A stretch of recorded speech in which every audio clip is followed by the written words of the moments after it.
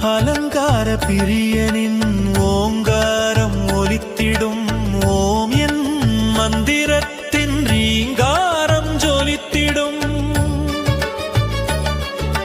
யாது ஒரு தெய்வமும் இருக்கரம் பணிந்திடும்.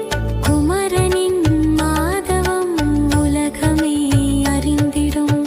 நெற்றியில் திருநீரும் நெடுமார்பில் சந்தனமும்.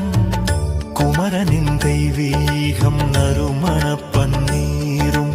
நலம் தரும் திருப்புகழும் குமரனின்